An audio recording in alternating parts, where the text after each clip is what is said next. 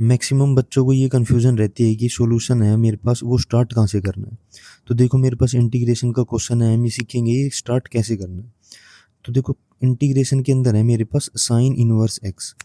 अब मुझे पता है साइन इनवर्स एक्स का डेरिवेटिव क्या होता है। देखो जो साइन इनवर्स एक्स का डेरिवेटिव होता है वो होता है 1/√1 - x²। अब मेरे पास इंटीग्रेशन के अंदर 1 - x² टाइप के टर्म है डिनोमिनेटर में। तो यही मेरे पास आइडिया देगा कि मेरे को सब्सटीट्यूशन मेथड यूज़ करना है और साइन इनवर्स एक्स को पुट करना है। तो देखो integration sign inverse x upon 1 - x² into √1 - x²। मैंने क्या करा, जो डिनोमिनेटर में 1 - x² की पावर 3/2 है उसको ब्रेक डाउन करके ऐसे लिख लिया। इसका मतलब तो वही है ना, देखो यहाँ पे पावर 1 है और यहाँ पे पावर 1/2 है, और इनको ऐड करेंगे तो क्या आ जाएगा, 3/2 ही आएगा ना, क्योंकि मल्टीप्लाई में हो गए दोनों बेस सेम। तो यहाँ से मैंने करा 1 - x² का ब्रेक डाउन। अब देखो नेक्स्ट स्टेप क्या करेंगे, हम सब्सटीट्यूशन मेथड का यूज़ करेंगे और पुट करेंगे टी को साइन इनवर्स एक्स। मतलब कि जो मेरे पास साइन इनवर्स एक्स को उसको मैंने टी पुट कर दिया। अब डेरिवेटिव करो बोथ साइड्स, तो डी टी क्या हो जाएगा, 1/√1 - x²। अब देखो जो मेरे पास जो इंटीग्रेशन गिवन है ये क्या है, ये है integration sign inverse x upon 1 - x² into D x upon √1 - x²। अब देखो जो डी एक्स अपॉन √1 - x² है ये क्या हो जाएगा मेरे पास डी टी, और साइन इनवर्स एक्स को तो मैंने टी मान ही लिया है। अब बात आई 1 - x² की, तो इसकी वैल्यू निकालते हैं। देखो यहाँ से मेरे पास एक्स क्या हो जाएगा, एक्स की वैल्यू हो जाएगी साइन टी, तो 1 - x² क्या हो जाएगा, 1 - x² हो जाएगा मेरे पास 1 - sin²t। तो इन सब वैल्यूज़ को मैं पुट करता हूँ और सारा इंटीग्रेशन मेरे टी की फॉर्म में आ गया। तो मेरे पास जो इंटीग्रेशन हो जाएगा वो हो जाएगा integration T upon 1 - sin²t into D T. अब 1 - sin²t है, इसको मैं क्या लिख सकता हूँ, देखो ये हो जाएगा मेरे पास टी अपॉन cos²t, क्योंकि sin²t प्लस cos²t 1 होता है ना मेरे पास। तो देखो अब 1/cos² क्या होता है, ये होता है मेरे पास sec²t। तो ये हो जाएगा इंटीग्रेशन के अंदर t इंटू sec² और dt। अब देखो मेरे पास इंटीग्रेशन के अंदर दो फंक्शंस की प्रोडक्ट आ गई है, तो यूज़ करो integration by parts. Integration by parts कब यूज़ करते हैं, जब मेरे पास इंटीग्रेशन के अंदर दो फंक्शंस की प्रोडक्ट हो। तो मेरे का इसका फॉर्मूला होता है इंटीग्रेशन u v dx। तो क्या होता है ये u as it is integration of v with respect to x minus integration u का डेरिवेटिव और फिर v का इंटीग्रेशन, और फिर जो ये कंप्लीट आएगा इसका दोबारा इंटीग्रेशन। तो अप्लाई करते हैं इसी को, जिसमें मेरे पास u और v को सिलेक्ट कैसे करते हैं, ये सिलेक्ट होता है मेरे पास आइलेट रूल से। तो इसमें देखो t मेरे पास अलजेब्राइक फंक्शन है और ये पहले आ रहा है आइलेट में, तो ये u हो जाएगा, और sec² t ट्रिग्नोमेट्रिक फंक्शन है तो ये v हो जाएगा।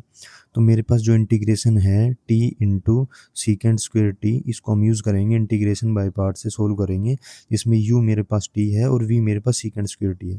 तो u एज इट इज़ मतलब t एज इट इज़, और इंटीग्रेशन ऑफ v मतलब integration of sec² t dt minus u का डेरिवेटिव मतलब d by D T of t, u मेरे पास t है ना, इंटू इंटीग्रेशन ऑफ v मतलब integration of sec² t dt। अब इसका इंटीग्रेशन कर दो जो जो वैल्यूज़ आई है मेरे पास, तो ये हो जाएगा t sec² t का इंटीग्रेशन क्या होता है, ये होता है tan t माइनस, अब t का t के रिस्पेक्ट में इंटीग्रेशन क्या हो जाएगा 1, और इसका हो जाएगा tan t, तो ये आ जाएगा कंप्लीट tan t और इसका दोबारा इंटीग्रेशन। तो राइट डाउन करो t tan t माइनस, अब tan t का इंटीग्रेशन क्या होता है, ये होता है minus log mode cos t।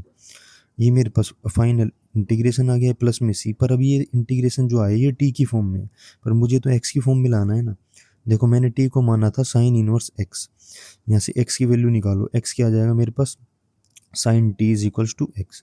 पर जो आया है मेरे पास इंटीग्रेशन उसमें आया tan और cos की वैल्यूज़ है, तो यहाँ से साइन t से tan और cos की वैल्यू निकालेंगे। देखो x के अपॉन में कुछ नहीं है तो मतलब 1 है, और मुझे पता है मेरे पास जो साइन होता है वो होता क्या है, परपेंडिकुलर अपॉन हाइपोटेन्यूज, और इसकी वैल्यू दे रखी है मेरे को x और 1।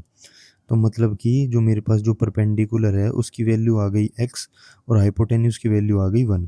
अब यहाँ से बेस निकालते हैं, देखो पाइथागोरस थ्योरम का यूज़ करो, हाइपोटेन्यूज का स्क्वायर क्या होता है, परपेंडिकुलर का स्क्वायर प्लस में बेस का स्क्वायर।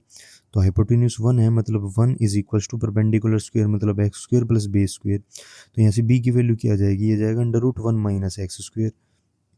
अब देखो कोस टी क्या होता है मेरे पास, कोस होता है बेस अपॉन हाइपोटेन्यूज, तो बेस है मेरे पास under root one minus x square, hypotenuse की वैल्यू है वन, तो यहाँ से कोस की वैल्यू क्या आ गई, under root one minus x square. ऐसे टेन निकालो, टेन क्या होता है मेरे पास, परपेंडिकुलर अपॉन में बेस, परपेंडिकुलर है मेरे पास एक्स और बेस है मेरे पास under root one minus x square, तो टेन की वैल्यू भी आ गई मेरे पास और कोस की वैल्यू भी आ गई। तो मैंने जो इंटीग्रेशन निकाला था उसमें इन वैल्यूज़ को पुट करो, तो क्या हो जाएगा, टी मेरे पास क्या था, टी था sine inverse x into tan t है, मतलब x upon under root one minus x square.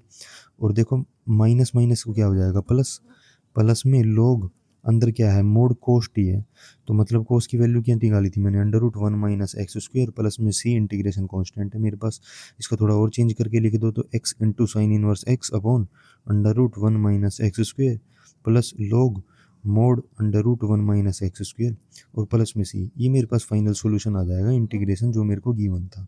Thank you everyone.